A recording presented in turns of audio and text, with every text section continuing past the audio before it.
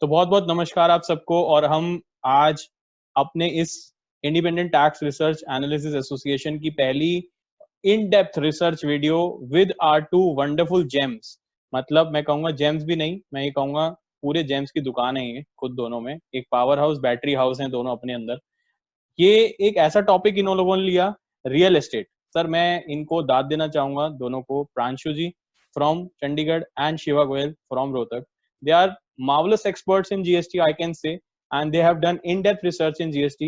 Let me not waste any further time, and let's hand over to our very own research persons of the group, I can say, Shiva Bhaiya and Pranshu Bhaiya, with the topic of GST impacts on real estate sector. I want to personally vouch and say that the video series they have planned, and I can say it is divided into many more parts. This is not the single part, it will be divided into many more parts to come. Stay tuned, stay connected, and I'll say you will enjoy the real estate ride with both of the gems of our group. Shiva Bhaiya, please start with the session. Thank you so much, Navya, for the golden words. And I really thank you as the founder of the ITRA group.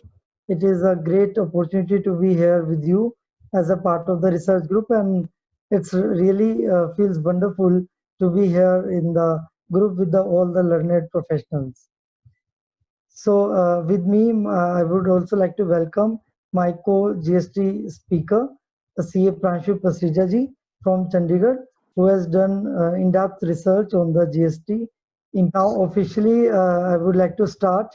Navya, can I share the screen? Do allow me Shiva to share. Bhaiya, the viewers are desperately waiting for you to actually start the topic. They are waiting since long कि भैया इटरा group ये research करके लाएगा, प्रांशु और शिवा इसमें से कुछ निकाल के लाएंगे, कुछ खोद के लाएंगे और हमारे को उस एक हीरे मोती जो वो निकाल के लाए हैं वो हम सबके सामने रखेंगे. शिवा भैया, please start. Thank you so much. So today we are going to discuss the most crucial topic, that is GST impact on real estate sector. So by not wasting much time, I would be right away coming to the slides. It's not working actually. Let me just see. अब तक मैं आपको ये बता दूं, जैसे कि शिवा भैया आप सबके सामने एक क्रिटिकल क्रूशियल टॉपिक लेकर आ रहे हैं. मैं आपको एक चीज और बता दूं सबको कि दोनों ने मिलकर एक डॉक्यूमेंट हैंडबुक काइंड तैयार किया है, जो आप लोगों को डिस्क्रिप्शन में जाकर वेबसाइट के लिंक पे डाउनलोड करने को मिलेगा. और soon all parts are launched, तभी वो मिल पाएगा. क्यों? क्योंकि तभी आप चारों वीडियोस और यहाँ जो पार्ट्स मिलेंगे वो देखेंगे, और उसके बाद इन लोगों का निकाला हुआ क्रक्स, मैं कहूंगा इन फलों का जूस जो निकला है उसका अमृत पान कर पाएंगे. That is the document they are going to provide you. Thank you so much for both of them making such a deep hard work. Now I hand over back. I think we are back on the slides. Shiva Bhaiya. Yes, Navya, yes. We are back on the slide. So today's agenda, I have written over here series on the real estate sector. 1 hour, 2 hour discussion on the real estate sector will not really be justifiable with the topic itself. So ITRA group has made a series of the to compare the impact on the real estate sector. Today we will be discussing these topics such as introduction of the real estate, types of the real estate, what are the different models in the real estate, relevant legal provisions like Schedule 2, what entry says, Schedule 3, what is entry in the GST, relevant notifications, like major notifications came from March 19, dated 29 March 2019, 03 2019 to 07 2019, and then we will discuss about the taxability before and after 31st March 19, and what is the new scheme of taxation for real estate after 1st April 2019. So all these topics will be discussed today itself. तो मेरी kind request है viewer से कि आज आपके लिए real estate sector में जैसे एक नींव भरी जाती है, जब भी बिल्डिंग बनती है तो लैंड में नींव भरी जाती है, जितनी मजबूत वो नींव भरी जाती है बिल्डिंग उतनी ही स्ट्रॉन्ग खड़ी होती है. तो ऐसे ही आज का जो सेशन है वो बहुत इंपॉर्टेंट सेशन है. उसमें इंट्रोडक्टरी पार्ट और डेफिनेशंस और डिफरेंट लीगल प्रोविजंस डिस्कस होंगे, जो कि आगे आने वाले सेशन में बड़े यूजफुल होंगे। तो I just have a view कि हम फर्दर क्या शिवा भैया मैं ये कह सकता हूँ कि पहले हमें किसी से अगर क्या कहते हैं पार्टनरशिप करनी है, शादी करनी है, तो सबसे पहले उससे दोस्ती करना बहुत जरूरी है। तो आज आप हमें दोस्ती करा रहे हो, फिर हाथ मिलवाओगे और फिर हमारी शादी करवाओगे रियल एस्टेट सेक्टर से, यही कहना चाह रहे हैं शिवा भैया आप? बिल्कुल बिल्कुल नव्य भैया, आपने बहुत अच्छा रिलेट किया व्यूअर्स के इमोशंस के साथ कि ये एक जस्ट गो थ्रू है। We have to discuss more of this agenda also in our further slides in the series itself, such as registration requirement, works contract क्या होता है, डिफरेंट मॉडल्स क्या होते हैं, सेल ऑफ लैंड और develop plot क्या होता है, कंपोजिट सप्लाई और वर्क्स कॉन्ट्रैक्ट क्या होता है, introduction to the TDR, time of supply, place of supply, input tax credit, valuation provision, RCM applicability, Supreme Court judgments, various advanced rulings, practical example, and then frequently asked questions.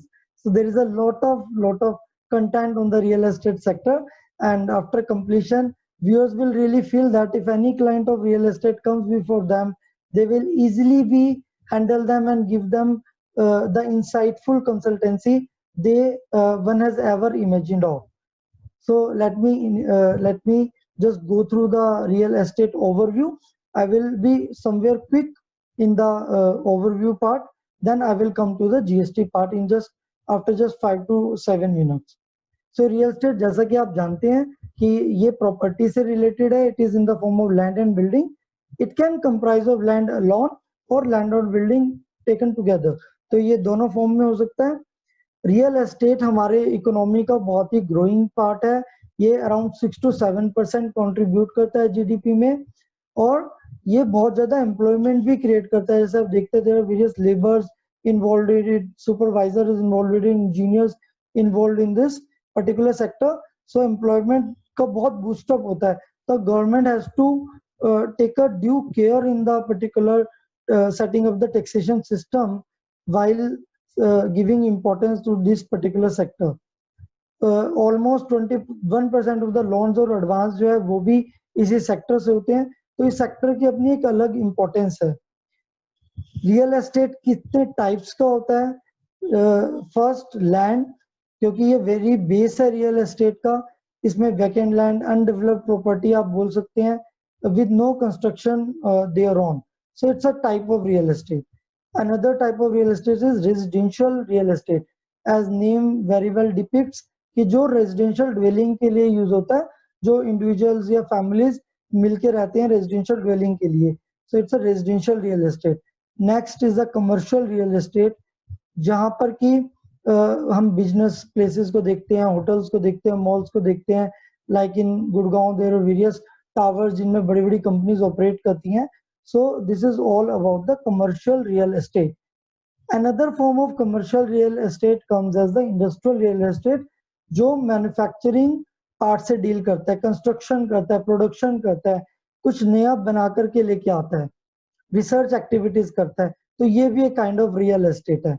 And the last real estate is mixed real estate. आप देखते हैं ground floor पे there are shops and first floor पे जो है families residential dwelling के लिए use कर रही होती हैं, so this is also kind of real estate.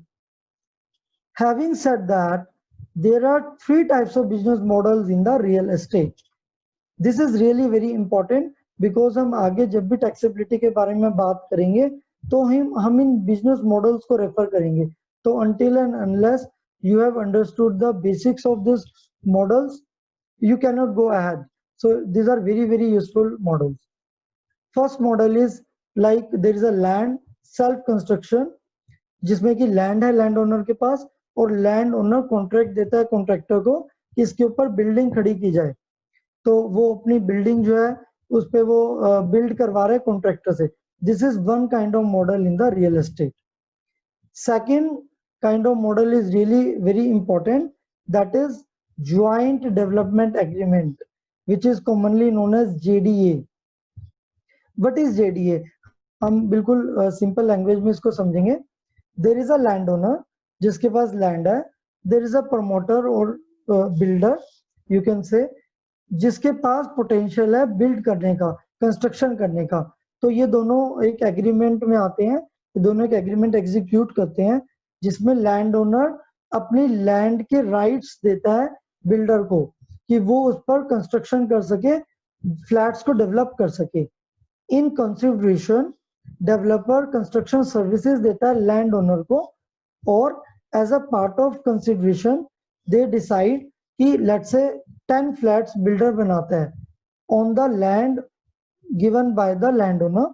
तो 10 फ्लैट्स में से let's say land owner says कि 4 फ्लैट्स मुझे दे दीजिए एंड 6 फ्लैट्स रिमेनिंग डेवलपर रख लेगा अपने पास। तो what happens, 4 flats retains with the landowner and remaining 6 flats remain with the builder promoter. So this is kind of agreement when executed is known as joint development agreement. तो शिवा भैया yes, इस yes. Case में हम ये कह सकते हैं कि हमारे पास एक मिली भगत हुई जा रही है, जॉइंट डेवलपमेंट एग्रीमेंट, मैं ये कह सकता हूँ। यानी कि बिल्कुल। आप मुझे कहना चाहते हैं कि जॉइंट डेवलपमेंट एग्रीमेंट में भी ऐसा हो सकता है कि क्या फ्लैट शेयरिंग मॉडल ही होता है, मतलब मैं कहूँ कुछ मतलब area sharing model what I can say, और इवन रेवेन्यू शेयरिंग मॉडल भी होता है जैसे आप कह रहे हो, या दोनों का ब्लेंड भी होता है? yes, Navya, I'm just coming on that. It can अच्छा, like consideration, जैसे मैंने एग्जांपल में लिया कि 10 फ्लैट्स है, 4 flats with the land owner, 6 flats with the promoter, that is an example of area sharing. Or it could be in the form of revenue sharing कि landowner saying give us 2 flats, give me 2 flats plus give me some amount also. So it could be in the form of revenue sharing plus area sharing, or it could be in the form of both of them or individually. So it can be in any form, Navya. So whatever flats landowner has, whatever flats builder has, in case of area sharing, they can sell further flats to the ultimate buyers. I will be coming to the taxability impact further later on in the series. This is the basic concept of the joint development agreement. I have spent so much time on this just because it's very important, and believe me, a lot of concepts are built up, a lot of notifications will talk of on this model only. So this is very important agreement. Besides that, Navya, मैंने एक development agreement भी लिखा है. Development agreement is nothing but the joint venture, जिसमें they come together for profit sharing purposes with the management holding and other conditions which we will discuss later on, or that can it is just like a joint venture that can be incorporated or unincorporated. We will discuss it further, but this is also a type of model. And the third model is proper we have a land and the land is distributed into certain plots. तो हम इसको plotting भी कह सकते हैं कि एक land है, बिल्डर क्या करता है या जिसकी लैंड ओनर है वो क्या करता है, उसकी प्लॉटिंग कर देता है, प्लॉटिंग करके वो फिर उसको प्लॉट्स को सेल आउट करता है। तो हम इस मॉडल को भी डिस्कस करेंगे क्योंकि अभी डिफरेंट एडवांस रूलिंग आई जिन्होंने बताया कि अगर कुछ अमेनिटीज, कुछ फैसिलिटीज बिल्डर दे रहा है प्लॉटिंग के रूप में, जैसे कि वो साथ में स्विमिंग पूल बना देता है, कम्युनिटी हॉल बना देता है, तो वो सिर्फ लैंड को ही प्लॉट नहीं कर रहा, वो लैंड सेल नहीं कर रहा, वो साथ में उन सर्विसेज को भी सेल कर रहा है। तो क्या ये लैंड में से whether this will be considered as the benefit arising out of land or won't it be considered as benefits arising out of land, because land is covered in the schedule 3 of the GST. It is neither a goods nor services, so therefore it becomes very important to understand that what exactly is the agreement, what promoter is going to provide. Having said that, these were the 3 models that were really important. Now I am going to discuss about the taxability of the real estate transactions before GST. आप देखिए pre GST era में there was like excise duty, then VAT, there was a cascading effect thereon. Having said that, उसमें क्या होता था 12.5% on the जो construction का material होता था उस पर लगता था, देन कंस्ट्रक्शन सर्विसेज अगर बिल्डर देता था तो उस पर सर्विस टैक्स की एप्लीकेबिलिटी आ जाती थी, और कहीं ना कहीं वैट स्टेट टैक्स जो है वैट भी चार्ज करते थे. So there was lot of cascading effect in the erstwhile regime, but that is not applicable in the current regime. So outrightly I am going कि what impact was there after GST. After GST, there was a lot of hue and cry in the real estate sector. What is going to happen after implementation of GST? So sector was the most affected sector, but in a positive direction and major relief was provided to the developers कि उनका input tax credit allow कर दिया गया. But फिर भी हम government ने देखा कि रियल एस्टेट सेक्टर को बूस्ट बहुत ज्यादा नहीं मिल पा रहा है, तो उन्होंने फर्दर 1 अप्रैल 2019 को बहुत सारी अमेंडमेंट्स लाए. They came out with major amendments to further boost up the real estate sector. So I can simply categorize the three phases of the GST impact on the real estate sector. One is the erstwhile regime before 1st July 2017. Second is the phase that is from 1st July 2017 till 31st March 2019.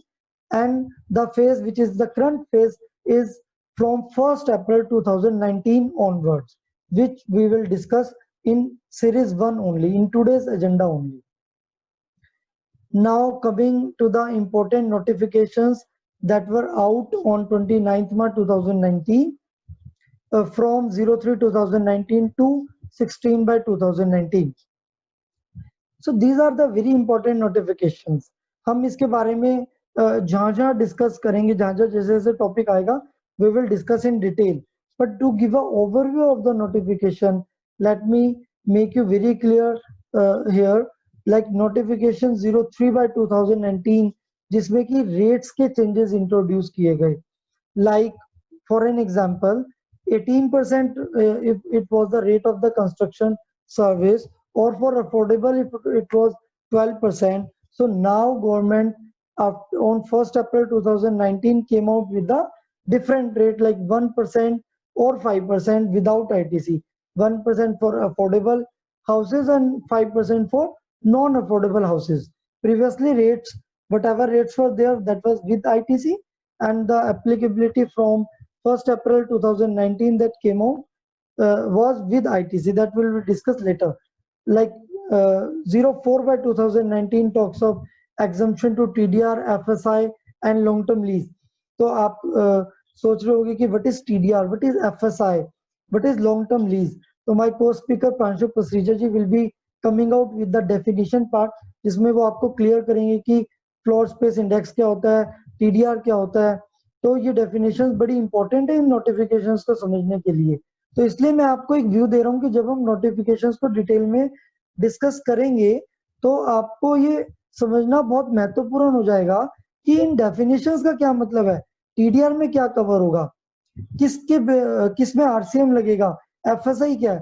तो जब आप definitions को एक बार study कर चुके होंगे और जब आप नोटिफिकेशंस को फिर डिटेल में डिस्कस करेंगे तो you can see the impact that you would have in your mind.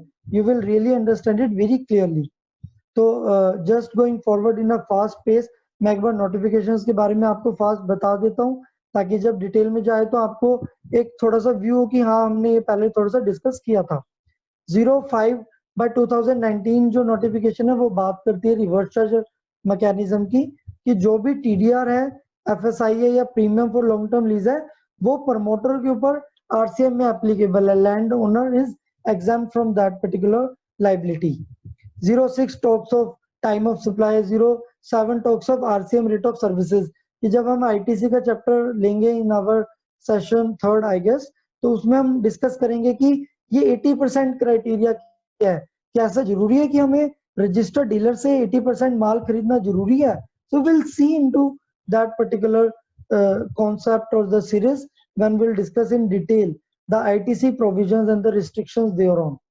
And 08/2019 again talks of the 18% आपको कैसे कैसे unregistered purchase अगर करते हो तो RCM में कैसे कैसे आपको पे करना है. And 16 talks of the change in GST rules, Rule 42 and Rule 43. Having said that, now the major portion comes on the definitions under GST Act, which my co-speaker CA Pranshu Pasrija ji will be taking up.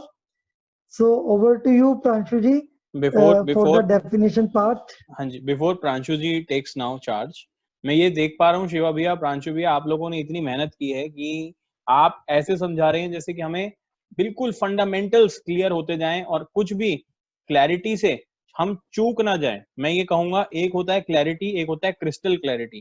Crystal clarity Shiva भैया, प्रांशु भैया, यही है कि पारदर्शिता से जो आप हमें समझाना चाहते हैं वो हमारे दिमाग तक वैसे ही पहुंच रहा है जैसे आपके दिमाग में आज है। ये अब आप, मेरे को लग रहा है जब आप डेफिनेशंस लेके आए हो, तो बेसिक से, बिल्कुल बेसिक से आज आप एडवांस लेवल पे, मैं कहूंगा basic, intermediate and then advanced, and then हम हो जाएंगे diploma in GST real estate provisions. ये आप लोगों ने हमारे को मदद की है। तो मैं प्रांशु भैया अब आपसे रिक्वेस्ट करूंगा, please take charge. Thank you. Hello friends, आपको बेसिक शिवा भैया ने सब बता दिया कि रियल एस्टेट होता क्या है, पहले क्या था, अब क्या है। तो आगे हम चलेंगे जीएसटी डिस्कस करने के लिए।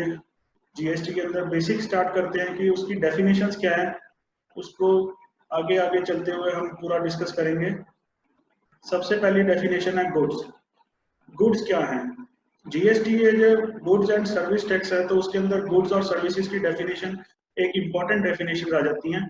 तो we will discuss what is goods. Goods says it means every kind of movable property other than money and securities, but include actionable claims, growing crops, grass and things attached to or forming part of land which are agreed to be ceded before supply or under a contract of supply.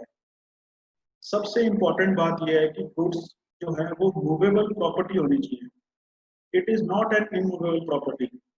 It should be a movable property, but it does not include money and securities, but includes actionable claims, growing crops and grass. तो immovable property जो है वो हमारी किसी पूरे GST act में कहीं पे एक्सप्लेन नहीं कर रखी, लेकिन वो जो है हमारा जनरल क्लॉज एक्ट है, उसके अंदर सेक्शन 2 सबसेक्शन 26 कहता है कि इमूवेबल प्रॉपर्टी जो है वो होती है land plus things attached to the earth.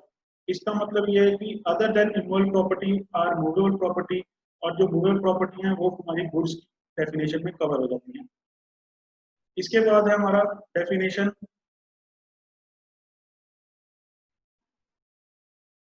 Services की। सर्विसेज की डेफिनेशन कहता है it means anything other than goods. सब कुछ छोड़ दो, अगर वो गुड्स नहीं है तो हमारा वो सर्विसेज माना जाएगा। Everything other than good is a service, but it includes activities relating to use of money or its conversion by cash or by any other mode from one form, currency or denomination. Exchange of currency भी हमारी service मानी जाएगी, और other than goods जो भी है वो हमारी सर्विस मानी जाएगी।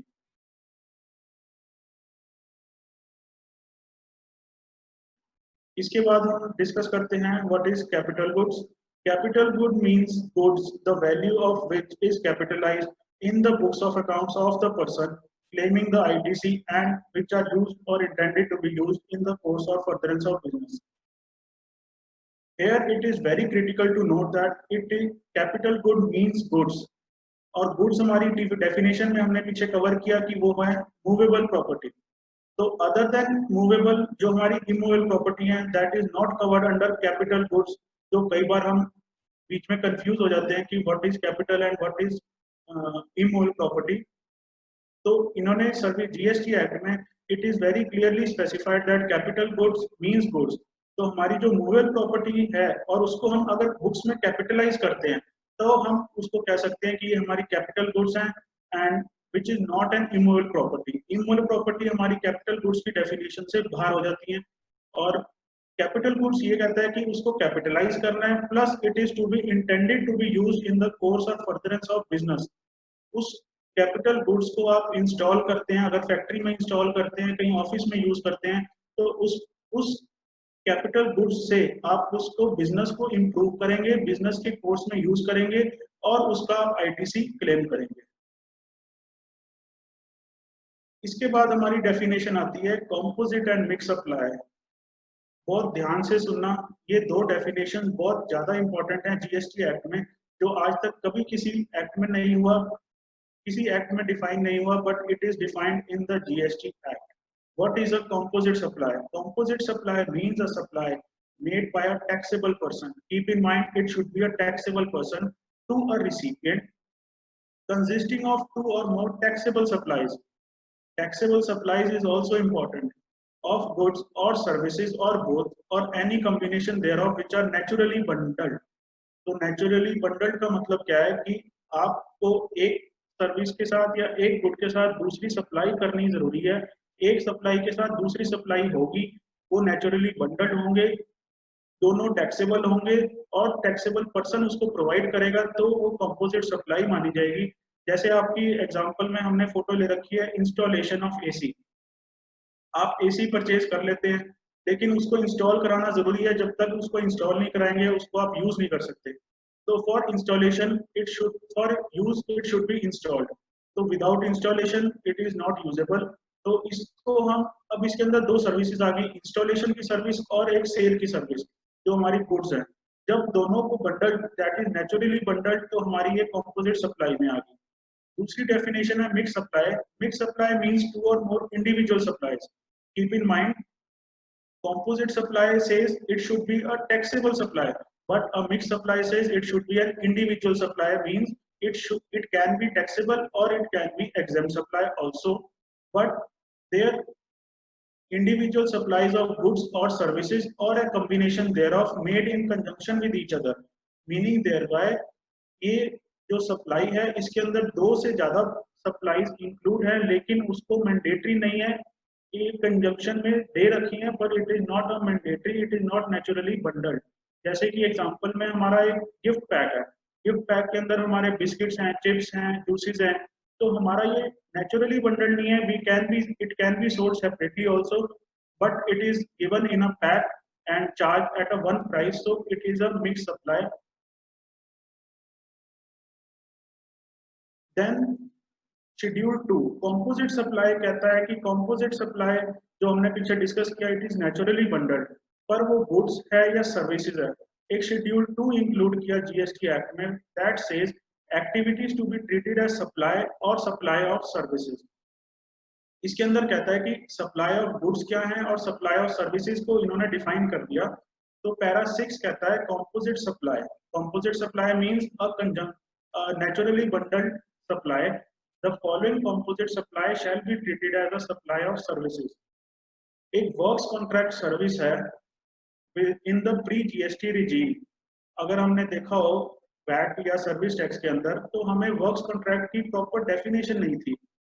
It was also taxable in VAT also and also taxable in service tax, पर ये था कि वो सर्विस मानी जाए या गुड्स माना जाए। बहुत सारे कोर्ट्स ने डिसीजन दिया कि एक गुड्स है या सर्विसेज है या जो भी है, पर जीएसटी एक्ट में इसको डिफाइन कर दिया कि works contract is as defined in clause 119 of section 2, it is a service.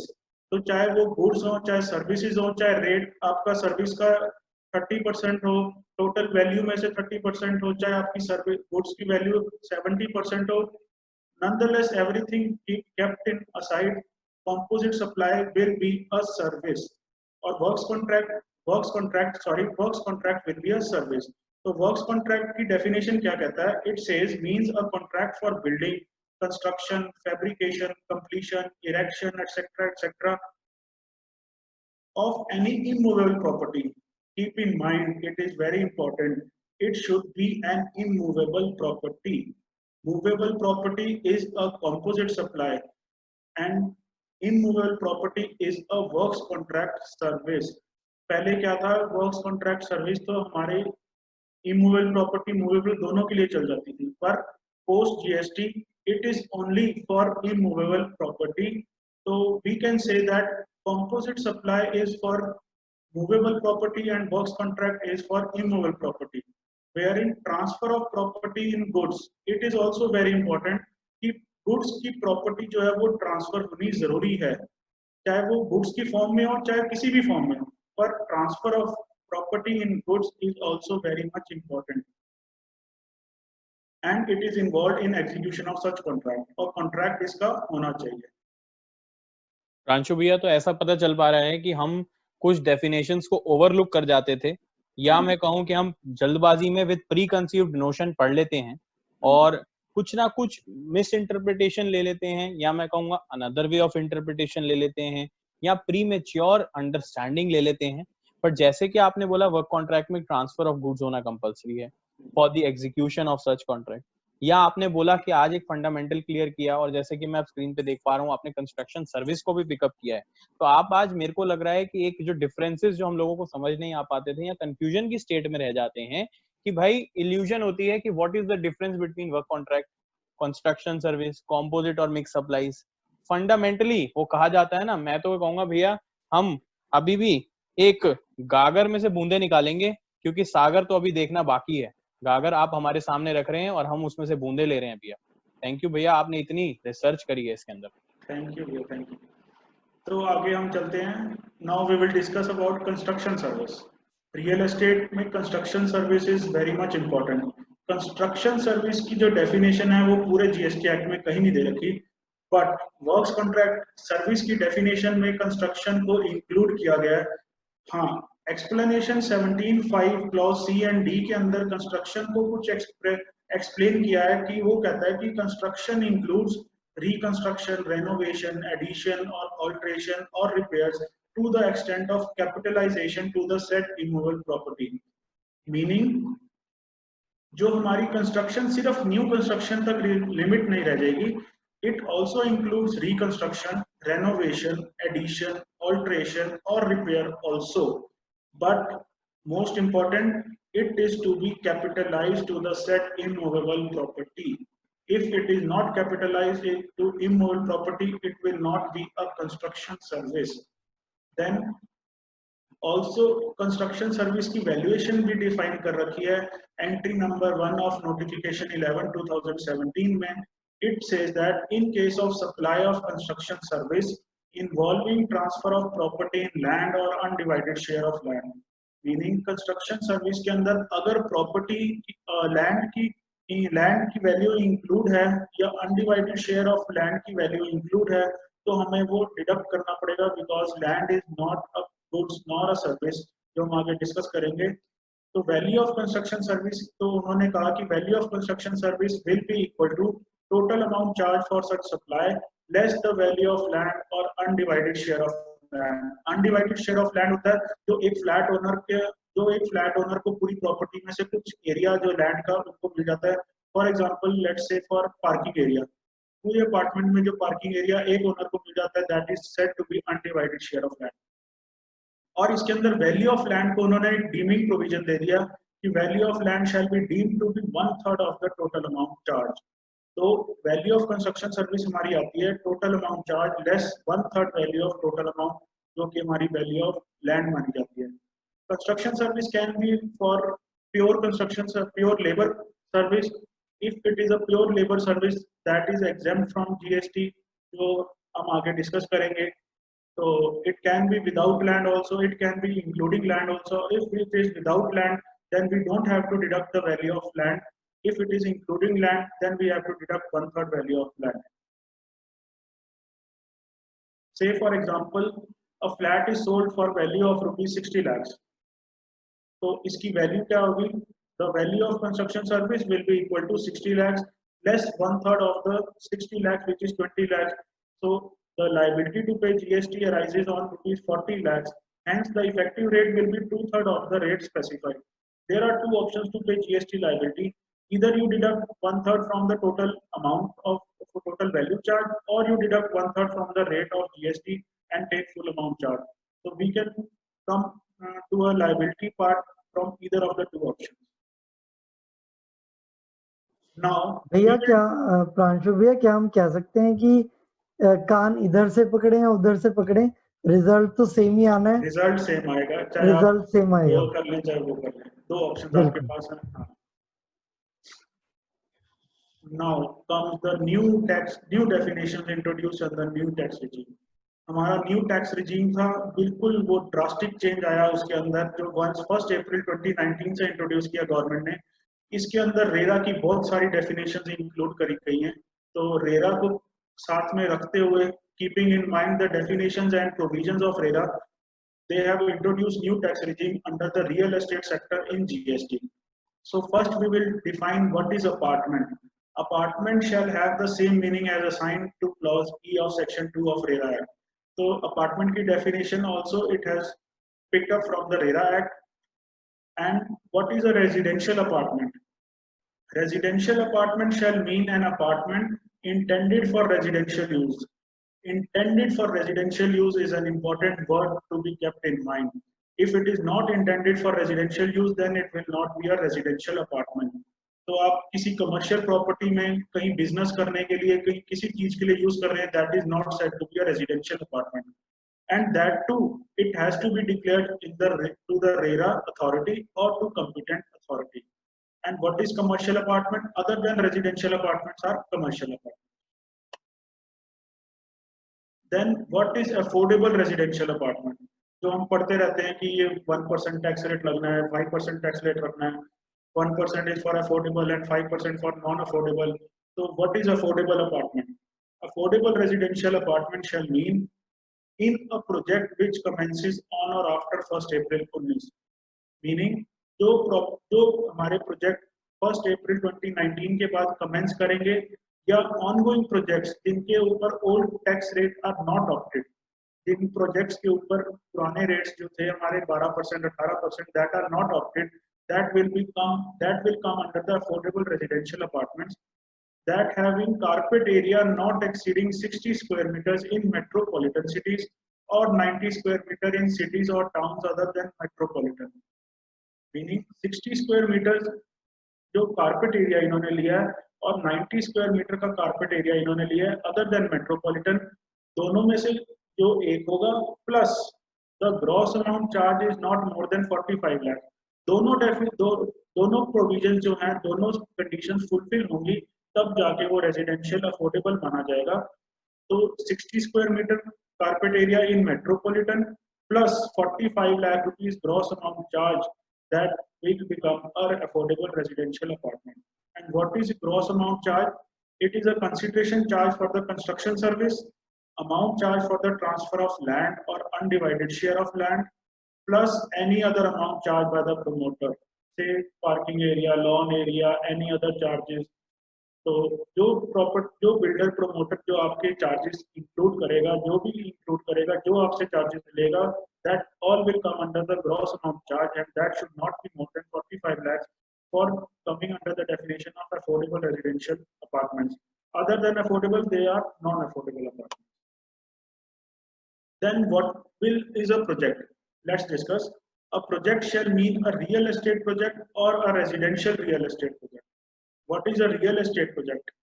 It is also defined, it is also taken from the RERA Act as per section 2ZN. It means the development of a building or a building consisting of apartments or converting an existing building or apartment or part thereof into apartments. Meaning एक building develop करी, उसके अंदर apartments कर दिए, या एक existing building थी उसके अंदर apartments include कर दिए. Development of land, एक लैंड थी जो हमने बिजनेस मॉडल में डिस्कस किया था, लैंड के अंदर प्लॉट्स डेवलप कर दिए and they are selling the plots. और apartments also it can be developed for the purpose of selling all or some of the said apartments or plots. It is also very important in the definition for the purpose of selling all or some of the apartments. It is intended to be sold. अगर वो cell की intention नहीं है, it will not be covered under the real estate project. And it includes the common areas, development works, all improvements and structure thereon. तो ये हमारी real estate project की definition है. And other than real estate, there is residential real estate project also in the GST Act, which means that in a real estate project in which the carpet area of the commercial apartment is not more than 15% of the total carpet area. Meaning एक real estate project के अंदर अगर commercial apartments का जो carpet area है वो 15% से ज़्यादा नहीं है, that will be covered under the residential real estate project. ये दो डेफिनेशन इसलिए इंपॉर्टेंट है क्योंकि आगे जो जीएसटी रेट्स इन्होंने डिफाइन करे हैं वो दोनों प्रोजेक्ट्स के अंदर अलग अलग रेट्स हैं. तो we are discussing the definitions of these two projects. Pranshu भैया, क्या मैं कह सकता हूँ कि अगर मान लीजिए लेट्स से 1000 स्क्वायर फीट का कारपेट एरिया है तो 150 से कम अगर कमर्शियल भी उसमें इंक्लूड है तो फिर भी उसको रेजिडेंशियल मान लिया जाएगा. और अगर लेट्स से 150 से अबव अगर कमर्शियल की उसमें कोई भी इन्वॉल्वमेंट आ गई तो वो रेजिडेंशियल रियल एस्टेट से बाहर हो जाएगा। That will be REP, real estate project. और इसका इफेक्ट कहीं ना कहीं हमारे रेट्स पे आगे जाके पड़ेगा, पड़ेगा, yes. क्योंकि हो सकता है कि रेजिडेंशियल पे जो रेट्स लग रहे हैं वो कम हो और जो कमर्शियल पे रेट्स लगेंगे वो एक हो सकता है कुछ अमाउंट ज्यादा हो। तो इसलिए ये डेफिनेशन बड़ी इंपॉर्टेंट है। Yes. थैंक यू प्रांशु भैया फॉर एनलाइटनिंग अस। थैंक तो यू। प्रांशु भैया, शिवा भैया, ऐसा भी तो हो सकता है कि हम ये डेफिनेशंस जब पढ़ते हैं हाँ तो जी, इससे हमें कोई लूप होल्स या कोई मैं कहूंगा डिफरेंट चैनल्स, माध्यम, रास्ते ये पता चलते हैं लॉ के अंदर, किसी में हम फंस जाएंगे, किसी में हम Yes. बहुत आगे निकल जाएंगे। जैसे That आपने is why the definitions are very much important to be discussed very carefully. अच्छा, यस यस नव्य भैया, कई बार जो होता है क्लाइंट कहता है कि जी हमें लगता है कि हमें ना बड़े मीनिंग से देखते हैं। लेट से रेजिडेंशियल रियल एस्टेट प्रोजेक्ट लिखा है तो कॉमन लेमैन की लैंग्वेज में हम समझते हैं कि 100% रेजिडेंशियल यूज होना चाहिए, कि यही नहीं यही हमने भैया। दुकान बना ली तो कहीं टैक्स ना लग जाए। तो उनको नहीं पता कि आप 15% तक तो कमर्शियल यूज कर सकते हो, तब भी वो रेजिडेंशियल की कैटेगरी में रहेगा। ये एक तो तरह से दिस मैं इज कहूंगा ये बफर हमें दिया गया है, उसके अंदर एक होराइजन दिया गया है जिसमें हम फिर भी रेजिडेंशियल के अंदर ही प्ले करेंगे एज Yes. पर दी provisions of the GST. However भैया, आज मेरे साथ डिस्कस करते करते मुझे आप लोगों के साथ ये लग रहा है कि कुछ क्यूरियोसिटी बिल्डअप हो गई कि कारपेट एरिया क्या होता है, कुछ क्यूरियोसिटी बिल्डअप हो गई कि भैया प्रोजेक्ट्स क्या हैं, ऑन गोइंग प्रोजेक्ट्स क्या हैं। तो मतलब कहीं ना कहीं लॉ सिंस एक बफर राइड ले रहा है, up and down roller coaster ride ले रहा है, तो कहीं ना कहीं प्रोविजंस को बहुत केयरफुली समझना पड़ेगा। That is what you are signifying by today's discussion till now. And मुझे लग रहा है कि भैया आगे जाके मुझे और लगेगा कि बहुत सारी चीजें ऐसी हैं जो इंसाइटफुल हैं। So I will not take and waste much time, आप प्लीज कंटिन्यू करिए भैया। Thank you.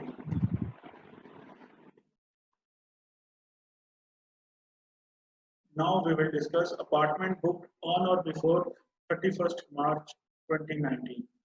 Apartments जो हैं वो booked हो गए before 31st March. It shall mean an apartment which meets all the following three conditions, namely part of supply of construction of which has time of supply on or before 31st March. Time of supply जो है वो हम provisions हम जब discuss करेंगे तब discuss कर लेंगे। इसके बाद ये तीन कंडीशंस अगर फुलफिल करती हैं तो हमारा अपार्टमेंट जो है बुक ऑन और बिफोर 31st मार्च माना जाएगा, जिस पे हमारे पुराने एप्लीकेबल रेट्स लगेंगे। At least one installment has been credited to the bank account of the registered person on or before 31st March. An allotment letter or sale agreement or any other similar document of the apartment has been issued on or before 31st March. ये तीन conditions हैं। Time of supply 31st March से पहले हो गया होगा। At least one instalment has been credited to the bank account 31st March से पहले आपने कुछ ना कुछ पेमेंट, कोई ना कोई इंस्टॉलमेंट आपने पे कर दी होगी। और तीसरा क्या है, अलॉटमेंट लेटर या एग्रीमेंट टू सेल या कोई और डॉक्यूमेंट इस तरह का आपने कोई फर्निश कर रखा होगा बिफोर 31st मार्च। इसके बाद है carpet area, that is a very much important definition. Carpet area एक बार पहले डिस्कस करते हैं कि इससे पहले क्या था। Carpet area is entered into the GST Act from 1st April 2019. Before that, a built-up area and super built-up area was the main part of the real estate projects. तो पहले क्या था, built-up area and super built-up area was used other than the carpet area in the agreements, in the registration and other formalities for real estate project. तो built up area होता था कि आपने एक प्रॉपर्टी खड़ी करी लैंड के ऊपर, उसके अंदर आप अगर एक फ्लैट इशू कर रहे हैं, उस फ्लैट का बिल्टअप एरिया कितना है, उसके अंदर आप कितना, आपका एरिया कितना है जिसके अंदर आप यूज कर सकते हैं उस लैंड को, उस फ्लैट को। और सुपर बिल्टअप एरिया के अंदर क्या था, built up area plus common area हो जाता था, जैसे आपके स्टेयर केस, लिफ्ट वगैरह। तो पूरी बिल्डिंग के अंदर जो कॉमन एरिया, टेरेस होगी, लिफ्ट हो गई, आपकी स्टेयर्स केस हो गई, आपका जो ये यूज एरिया जो था आपका, जो सारे यूज कर सकते थे, that was the super built up area. तो पहले जो रेट्स डिसाइड होते थे रियल एस्टेट प्रोजेक्ट्स में, that were decided from built up area and super built up area. पर जो जीएसटी एक्ट है, जब इसने रेरा को डिफाइन किया, रेरा से प्रोविजंस ली, तब उसके अंदर एक कारपेट एरिया की डेफिनेशन निकल के आई। तो कारपेट एरिया जो है ये, that is too much important to decide what is a residential, what is affordable and non-affordable projects, apartments. तो carpet area कहता है it means the net usable floor area of an apartment. that is important, that it is a net usable floor area, जो हम use कर सकते हैं floor area को, that is a carpet area. And there are exclusion in this definition also, excluding the area covered by external walls. जो हमारे flats के बाहर एक्सटर्नल वॉल्स हैं उसको एक्सक्लूड करता है. Areas under service shaft. Service shaft के अंदर क्या है, जैसे आपने एक अपनी बिल्डिंग के अंदर लिफ्ट लगा ली, लिफ्ट ऊपर से नीचे मैन पावर को लाना, सामान लाना, या जो भी मटेरियल यूज करने के लिए, जो कंस्ट्रक्शन के लिए मटेरियल यूज होता है, that is called service shaft. और इसके अंदर एक्सक्लूसिव बालकनी, जो आप एक फ्लैट खरीदते हैं किसी अपार्टमेंट के अंदर, आपको एक बालकनी दी जाती है आगे, एंड जो पीछे और आगे दो वरांडा दिए जाते हैं, बालकनी दी जाती है, that are also excluded from the definition of carpet area. And exclusive open terrace area. Explanation में नीचे लिखा हुआ है, द एक्सप्रेशन एक्सक्लूसिव बालकनी और veranda area means the area of the balcony as the case may be, which is pertinent to the net usable floor area of an apartment. ऐसी हमारा एक exclusive open terrace area की definition है. But includes, there is also an inclusion, but includes the area covered by the internal partition walls. आप अंदर एक drawing room है, drawing room के साथ किचन है, तो किचन के साथ जो आपकी पार्टीशन वाली वॉल्स हैं, that are included in the carpet area, that is meant to be usable floor area. तो हमारी कारपेट एरिया की डेफिनेशन बहुत इंपॉर्टेंट है. अब बिल्टअप एरिया और सुपर बिल्टअप एरिया का कंसेप्ट चला गया, अब जो कंसेप्ट है वो कारपेट एरिया का है.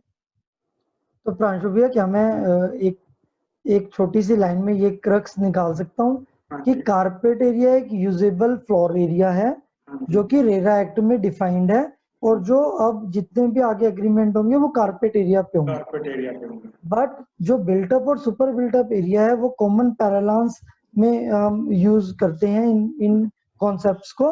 अगर मैं वॉल को इंक्लूड कर लूं तो वो बिल्टअप एरिया, अगर मैं वॉल के साथ साथ बालकनी, वरांडा और स्टेयरकेस इनको यूज कर लूं तो वो सुपर बिल्टअप एरिया हो गया. एग्रीमेंट जो है वो कारपेट एरिया पे हो रहे हैं, लेकिन जो हमारे बिल्डर्स हैं जो भी यूज करते हैं, तो ये जो एग्रीमेंट करते हैं तो कारपेट एरिया ही लिखा जाता है, लेकिन जो ये कंसिडरेशन लेते हैं, अमाउंट चार्ज करते हैं, that are including the built up area also. They are charging more than the carpet area. Okay, got it भैया, गॉट इट. Please continue. इसके बाद ऑन गोइंग प्रोजेक्ट्स क्या हैं, जो हमने डिस्कस किया कि अफोर्डेबल हाउसिंग के अंदर वो पुराने रेट को अगर लेता है, नए रेट को लेता है. ऑन गोइंग प्रोजेक्ट जो हमारे 31 मार्च 2019 को जो हमारे चल रहे हैं, that are going on as on 31 March 2019. It says that it means a project which meets all the following conditions. It must fulfill all the three conditions. First is commencement certificate in respect of the project has been issued on or before 31st March. It means that commencement certificate जो है that has to be issued before 31st March 2019, and it is to be certified by chartered engineer and other that we say architects. तो commencement area जो commencement certificate है, it should be issued before 31st March. Where commencement certificate is not issued, meaning जहाँ पे commencement certificate issue का criteria नहीं है, that area should be certified by any competent authority which are specified in the GST Act. Then there is a completion certificate. The completion certificate must not be issued before 31st March, or first occupation should not be taken place before 31st March 2019. Then apartment being constructed under the project have been partly or wholly booked on or before 31st March 2019. तो ये जो तीन conditions हैं, एक commencement certificate issue हो जाना चाहिए, completion certificate नहीं मिला होना चाहिए, और तीसरा है कि पार्टली और होली बुक ऑन और बिफोर 31st मार्च 2019. कोई फ्लैट, कोई अपार्टमेंट, कोई बिल्डिंग जो है वो 31st मार्च 2019 से पहले बुकिंग हो जानी चाहिए. इसकी एक्सप्लेनेशन दे रखी है for the purpose of sub clause A and B.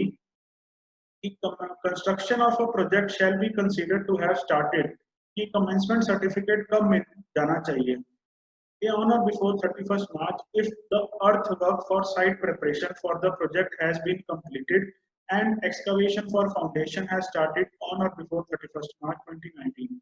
Meaning जो earthwork है, आपकी जो खुदाई है वो पहले हो जानी चाहिए 31st मार्च 19 से, और excavation for foundation has started, meaning जो नींव रखी जाती है जो प्रोजेक्ट स्टार्ट होने से पहले जो अंडरग्राउंड हम बनाते हैं वो 31 मार्च 2019 से पहले हो जाना चाहिए, तब उसका कमेंसमेंट सर्टिफिकेट इशू होगा, तो वो माना जाएगा कि वो 31 मार्च 2019 से पहले कमेंस हो गया project. What is a commencement certificate? It means the commencement certificate or building permit or the construction permit by whatever name called issued by the competent authority to allow or permit the promoter to begin development works on an immovable property as per the sanction plan. जो plan sanction करा है उसके according जो उसके ऊपर development work शुरू हो जाना चाहिए immovable property के। Then it is a competent authority. Competent authority क्या है? Government time to time उसको define करती रहेगी। And it is defined definition of commencement certificate and residential apartment means the local authority or any authority created or established under any law for the time being in force. Then come project which commences on or after.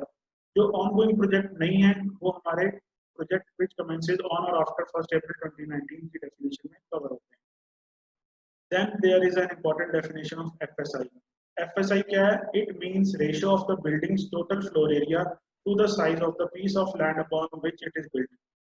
मान लो FSI equal to 2 है, हमारा area of land अगर 1000 square feet है, तो FSI अगर 2 है तो इसका मतलब हम 2000 स्क्वायर फीट के ऊपर बिल्टअप एरिया बना सकते हैं। That is called a FSI. तो अब वो है कि आप पूरे लैंड के ऊपर 2 फ्लोर्स खड़े करो या आधे आधे करके ऊपर फ्लोर्स खड़े करो, हाफ करके जिस प्रोपोर्शन में आप बनाना चाहते हैं। जैसे आपके एग्जांपल में देख सकते हैं, पहले एग्जांपल में 2 फ्लोर्स बने हुए हैं, उसके बाद उन्होंने हाफ हाफ करके एक में 4 एक में 2 बना दिए, तो टोटल जो बिल्टअप एरिया है that should be equal to FSI। ये हमारा FSI की डेफिनेशन कवर है। तो प्रांशु भैया क्या मैं कह सकता हूँ कि जो हमारा FSI है वो मैक्सिमम बिल्टअप एरिया है yes in proportionate to the land area. मतलब ये रेशियो डिपिक्ट करता है कि अगर ये 2 है और लैंड का एरिया अगर लेट्स से 100 होगा तो built up area has to be 200। So it is very very important to understand this. Yes.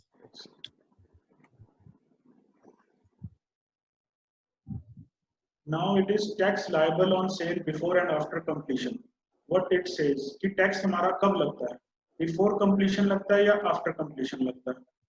Real estate property जो है वो बिफोर कंप्लीशन भी सेल हो सकती है, आफ्टर कंप्लीशन भी सेल हो सकती है, लेकिन हमारी टैक्स की लायबिलिटी कब आती है? बिफोर कंप्लीशन क्या होता है? Before completion means sold or any amount of consideration received on any agreement to sell or by whatever name called any transaction relating to the property done before completion certificate has been issued. Meaning completion certificate issue से पहले जो completion certificate जब मिलता है तब जब पूरी building complete हो जाती है, जब उसके सारे रूल्स एंड रेगुलेशन जो एक्ट में जो गवर्न करते हैं उस प्रॉपर्टी को अगर वो फुलफिल करते हैं, उसके बाद एक प्रॉपर अथॉरिटी जो है वो एक कंप्लीशन सर्टिफिकेट इशू करती है। अगर कंप्लीशन सर्टिफिकेट से पहले अगर आपने प्रॉपर्टी सेल कर दी, कोई अपार्टमेंट सेल कर दिया, that is meant to be sold before completion then hence if a property sold before completion then it will not be treated as a building till completion is not provided, hence the tax is liable on the sale of building before completion. Now Shiva Bhaiya will explain further. yes Pranshu भैया आपने बहुत अच्छे से हमें definition समझा दी है, तो मेरे लिए तो बड़ा रास्ता आसान हो गया समझाना। by not taking much time I would just straight away come to the topic. जैसा कि प्रांशु भैया ने कहा कि अगर एक बिल्डिंग पूरी कंप्लीट हो गई है, कंप्लीटेड प्रॉपर्टी हो गई है, तो उसके बाद अगर वो सेल हो रही है तो tax will not be levied. तो ये पावर कहाँ से आई है?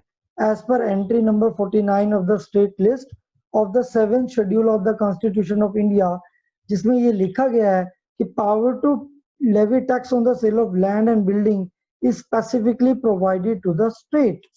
Central government cannot levy any tax on the sale of these transactions subject to one article that I would like Pranshu Bhaiya to please explain that article that overrides the particular this provision that land and building, land is neither a sale of goods nor services. Pranshu Bhaiya, please. Yes, Shiva Bhaiya. There was an article in Indian Constitution, article number 246, which states, gives the power to central government and state government to levy taxes on the items. It was defined that which items to be levied tax by the central government, and on which items the tax will be levied by the state, and on which it will be levied by the both central and state that are coming under the concurrent list. But before introducing GST, they have to make an amendment in the constitution that was made under Article 246 capital A, which gives the powers to both central and state. Which it is overriding the Article 246 and gives power to both state and the center to levy tax on the transactions subject to that the supply is goods or services or both. If it is not a good nor a service, then the power will not be given to any of both. Then it will be as per taxation under Article 246. So the sale of land and sale of completed building, it is in a negative list which is given under Schedule 3 of the GST Act, and it is not a good nor a service, then it is not covered under Article 246A. So it will be taxable as per Article 246. Hence, the state government has the whole power to levy tax on the sale of land and sale of building as per the Constitution. Okay Pranshu भैया, तो आपने समझाया कि इसका reason क्या है, इसकी banking क्या है, कि जिसकी वजह से कंप्लीटेड प्रॉपर्टी अगर सेल होती है तो सेंट्रल गवर्नमेंट हमसे जीएसटी चार्ज नहीं कर सकती. ओनली स्टेट गवर्नमेंट जो भी उनके रजिस्ट्री के टाइम स्टैंप ड्यूटी चार्जेस या रजिस्ट्रेशन चार्जेस होते हैं वही चार्ज हमसे किए जाते हैं, जो कि नॉर्मली हम लोग देखते हुए हैं कि सिर्फ स्टेट गवर्नमेंट ही हमसे चार्जेस देती है ऑन कंप्लीटेड प्रॉपर्टी. तो आइए हम देखते हैं कि ये शेड्यूल 2 और शेड्यूल 3 की जो हम डिस्कशन कर रहे थे ये कहाँ है जीएसटी एक्ट में, कहाँ डिफाइंड है और इसकी वर्डिंग्स क्या है प्रॉपर. तो taking viewers, I would like to have viewers attention over here. Schedule 3 says activities जो कि ना तो सप्लाई ऑफ गुड्स हैं ना ही सप्लाई ऑफ सर्विसेज हैं, वो सारी एक्टिविटीज शेड्यूल 3 में कवर होती है. शेड्यूल 3 के पैरा 5 में लिखा गया है कि sale of land and subject to clause B of para 5 of schedule 2 sale of building. तो इसका मतलब शेड्यूल 3 ने हमें कहाँ रेफर कर दिया, शेड्यूल 2 में. तो आइए देखते हैं शेड्यूल 2 में क्या लिखा है. तो therefore linking of the provisions under GST is really very important to understand, and members must understand that how to link the provisions, how to understand the definition. Therefore it is very imperative that one should understand the law very carefully. Schedule 2 says activities, कौन सी activities है जो supply of goods कही जाएंगी, कौन सी activities है जो supply of services कही जाएंगी. क्योंकि ऐसा हो सकता है कि जो रियल एस्टेट की एक्टिविटीज है उसमें कंस्ट्रक्शन का मटेरियल प्लस सर्विसेज लेबर की दोनों इंक्लूड होते हैं. तो कल को हम उस पर्टिकुलर सप्लाई को क्या कहेंगे, वेदर वो गुड्स की सप्लाई मानी जाएगी या सप्लाई ऑफ सर्विसेज मानी जाएंगी. तो पैरा 5 में, शेड्यूल 2 के पैरा 5 में क्लियर कर दिया गया कि construction of a complex building, civil structure और part there of including a complex building intended for sale to a buyer, very important, intended for sale to a buyer wholly or partly except entire consideration has been received after issuance of completion certificate where required by the competent authority or after its first occupation, whichever is earlier. Meaning thereby कि अगर consideration थोड़ी सी भी receive हो गई before completion certificate, जैसे कि builders क्या करते हैं, बुकिंग करने से पहले कुछ एडवांस ले लेते हैं और फ्लैट को बुक कर देते हैं. अभी फ्लैट कंप्लीट नहीं हुआ, कंप्लीशन सर्टिफिकेट अभी इशू नहीं हुआ, ना ही उसकी कोई ऑक्यूपेशन हुई फ्लैट की, अभी फ्लैट अंडर कंस्ट्रक्शन है, तब भी उन्होंने कुछ कंसिडरेशन अगर ले लिया तो वो सप्लाई ऑफ सर्विसेज में माना जाएगा as per para 5 to schedule 2. और कौन सा केस कवर नहीं होगा शेड्यूल 2 में, कौन सा सप्लाई ऑफ सर्विस नहीं माना जाएगा, जहां पर सारी की सारी कंसिडरेशन कंप्लीशन सर्टिफिकेट इश्यूएंस के बाद आ रही है या फर्स्ट ऑक्यूपेशन के बाद आ रही है. तो हमने शेड्यूल 3 में अब हम वापस जाएंगे तो वो क्या होगा, आप देखिए जहां पर एंटायर कंसिडरेशन कंप्लीशन सर्टिफिकेट और फर्स्ट ऑक्यूपेशन के बाद आ रही है, दैट मींस वो कंप्लीटेड बिल्डिंग की सेल हो रही है, तो वो तो वैसे भी जीएसटी के दायरे में नहीं आती। तो वही शेड्यूल 3 कह रहा है कि सेल ऑफ लैंड एक तो नहीं आती, neither it will be supply of goods not supply of services. फिर ये कहता है subject to clause B of the schedule two the para 5, तो जिसमें हमने बात की कि अगर सारी की सारी consideration after issuance of completion certificate और फर्स्ट ऑक्यूपेशन आती है, ओनली इन दैट केस वो शेड्यूल 3 में कवर होगी। अगर थोड़ी सी भी कंसिडरेशन आ जाती है तो वो शेड्यूल 2 में कवर होगी, and that will be considered as supply of services only. Having said that, I would draw members' attention to the rates that were before 31st March 2019 that I talked previously कि 31 मार्च 19 तक जो amendments नहीं आई थी, जो amendment आई थी 1 अप्रैल 2019 के बाद, तो उससे पहले जो फेज था उसके लिए रेट्स अलग थे। तो क्या रेट्स थे देखिए एक बार। Construction of affordable residential housing के लिए रेट था 8%, और क्या आईटीसी अवेलेबल था? Answer is yes. तो सर ये 8% रेट कैसे था?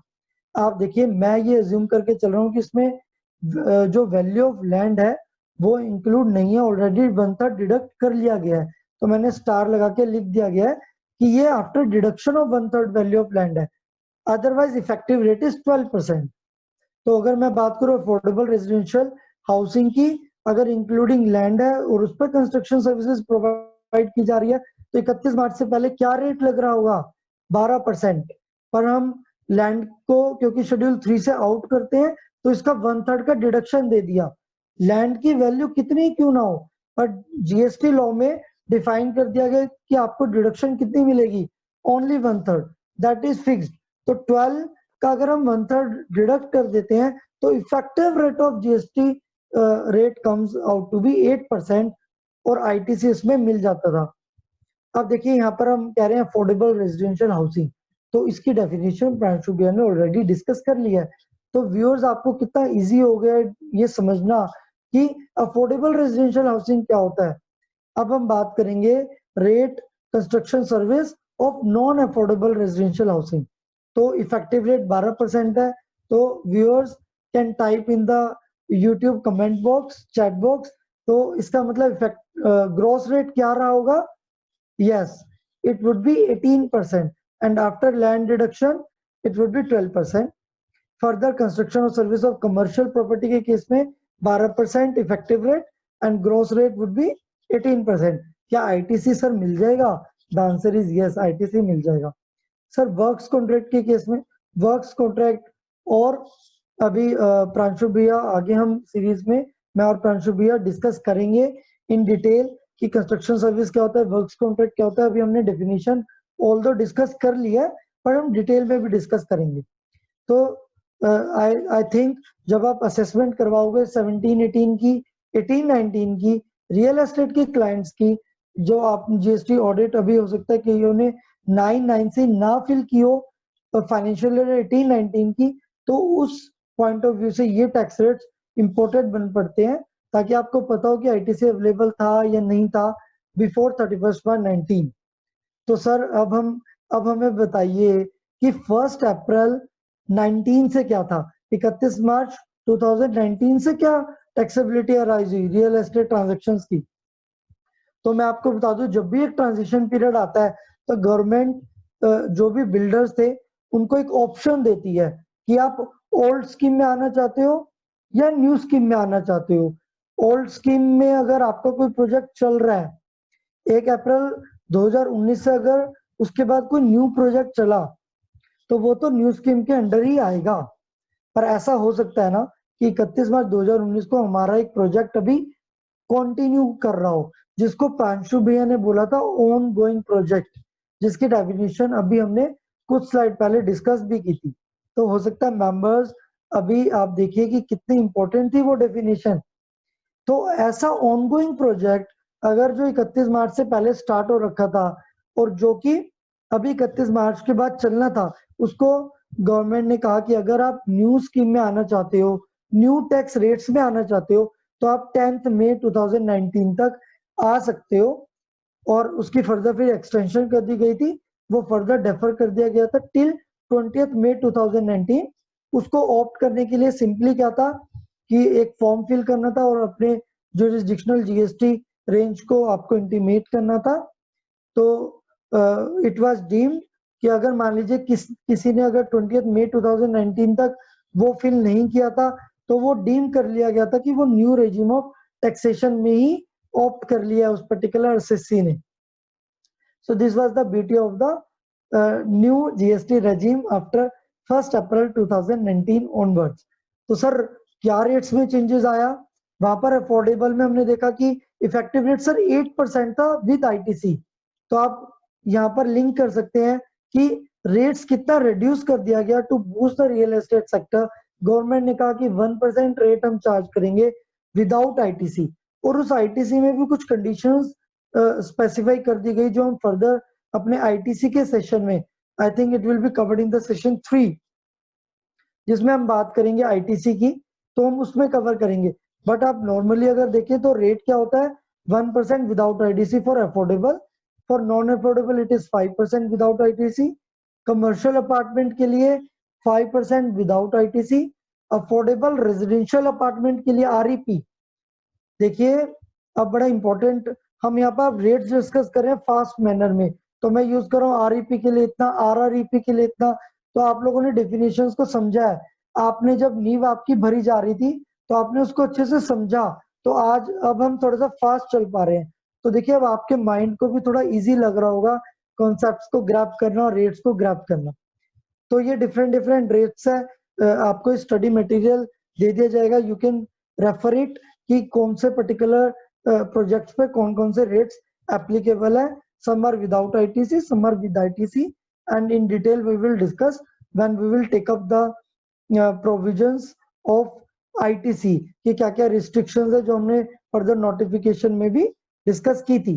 and all the GST rates are after deduction of 1/3 value of land। तो इसका मतलब ये हो गया कि अगर 1% इफेक्टिव रेट है तो अफोर्डेबल के केस में ग्रॉस रेट कितना रहा होगा 1.5%। 1.5%। तो हम आईटीसी प्रोविजंस के बारे में बाद में डिस्कस किए करेंगे। यस प्रांशु भैया आप कुछ कह रहे थे? पिछली स्लाइड करना। यस प्रांशु भैया। अब जो कई बार कंफ्यूजन हो जाती है कि जो वहाँ रेट्स लिखे हुए हैं ना 0.75, 3.75 लिखा हुआ है, उसको हम डबल करते हैं तो 1.5 या 7.5 आता है। तो गवर्नमेंट ने इफेक्टिव रेट्स 1%, 5% जो नोटिफाई करे थे वो आफ्टर 1/3 डिडक्शन के बाद करे थे। तो इसका मतलब भैया अब हम लिंक अप कर सकते हैं ना कि अगर लेट्स से 3.75 था तो वो इसका मतलब सेंट्रल का था, तो स्टेट का मिला के वो 7%, 7.5% हो गया। 7.5% में से हमें 1/3 वैल्यू की डिडक्शन करनी है, तो ये इफेक्टिव रेट 5% हुआ। तो अब हमारा जो है कॉन्सेप्ट बिल्कुल क्लियर हो गया, क्रिस्टल क्लियर हो गया। जैसा कि नव्या भैया ने बताया कि अब हमें क्लैरिटी आई है कि अच्छा ये रेट यहाँ से लिए गए हैं। तो I really think that we have covered all the topics of the discussion today's agenda that were like very insightful discussion with the viewers, and we would like to convey, we would like to acknowledge our mentors CA Vikas Banka ji and CA DS Agarwal ji from Kolkata, जिन्होंने हमारी बहुत help की है इस पूरी series को design करने में कि ये सीरीज कैसे डिजाइन होनी चाहिए। So we would like to thank them and acknowledge them here before the viewers. And of course, without the co-speakers, Pranshu Bhiya's guidance and the founder of ITRA, Navya Bhiya, which is the star of the GST, उनके support के बिना, उनके platform के बिना ये हमारे लिए बड़ा मुश्किल हो जाता व्यूअर्स तक ये सीरीज लेके जाना, पहुंचाना, कि जितनी भी मेहनत की थी हम नव्या भैया के सपोर्ट से आप तक इस सीरीज को पहुंचा पा रहे हैं। मैं कहूंगा कि अभी सिर्फ एक सीरीज ओवर हुई है, अभी तो 3 सीरीज बाकी हैं, और ऐसा हो सकता है कि हम कुछ इंटरेस्टिंग, हम कुछ एमसीक्यू टाइप कुछ सरप्राइज टेस्ट आपके लिए लास्ट सीरीज में लेके आए। तो कॉन्सेप्ट्स को बहुत ही अच्छे से, बहुत ही ध्यान से आप समझेगा। हो सकता है कुछ मल्टीपल चॉइस क्वेश्चंस आपके पास आए, और हो सकता है कि आपके लिए कुछ सरप्राइज गिफ्ट भी आए। तो I would like to I would like to request to the viewers to say stay connected with us and stay tuned to the whatever it is being taught to us. थोड़ा heavy लग सकता है, थोड़ा सा definitions का part boring लग सकता है, but still let me make you this thing very clear. It is the nave that is being filled. जब बिल्डिंग बन जाएगी तो आप लोगों को ही रहने में इसमें बहुत मजा आएगा, आप लोग ही उसमें एंजॉय करोगे. तो जो भी रियल एस्टेट का क्लाइंट आएगा तो आप उसको वैल्यूएबल कंसल्टेंसी दे पाओगे. With these words, I thank all the viewers. I thank my co-speaker Pranshu ji, Navya Bhaiya, and all the viewers for their patient hearing. And I really wish that you all are staying safe, staying positive during this pandemic phase. We all will fight Corona together by learning and learning and learning, and we will learn much with this type of service on the platform of ITRA, that is purely a research agency. So thank you everyone. Now over to you, Navya Bhaiya. तो मैं ये कह सकता हूँ शिवा भैया, प्रांशु भैया, आप हमारे मार्गदर्शक हो आज की डेट में, और इस मार्गदर्शन में आपने जो ज्योति बिखेरी है वो मुझे पक्का से पता है कि हमें कभी अंधकार में नहीं निखरेगी. यहाँ पे हमें अंधकार नहीं महसूस होगा, हमें रियल एस्टेट सेक्टर के बारे में सब कुछ पता लगेगा. And before we close for today, I believe मैं ये कहना चाहूंगा कि हमारा जो कनेक्टिंग दी डॉट्स वाला जो सेंस ऑफ रिलेशन है, मैं ये कहना चाहूंगा नेक्स्ट पार्ट्स में we would like to cover certain things like registrations of real estate और वर्क कॉन्ट्रैक्ट में फर्क क्या होता है. We also want to target comparison of different models depth में, जो कि प्रांशु भैया और शिवा भैया लेंगे. साथ ही साथ प्रांशु भैया और शिवा भैया ने sale of land versus developed lots के ऊपर differences, composite supply versus work contract और टीडीआर एफएसआई की इंट्रोडक्शन आपके साथ रखेंगे, जिससे कि नेक्स्ट पार्ट का आरंभ और विलंब दोनों होगा. अब थोड़ी सी देर आप इंतजार करिए so that we get on to the next part very soon with you all. Thank you so much for being connected, and I am again saying हमारे लिए पेशेंट से रहना जरूरी है, पेशेंट बनना जरूरी नहीं है. इस चीज के साथ मैं क्लोज करता हूँ. Thank you so much, thank you for connecting.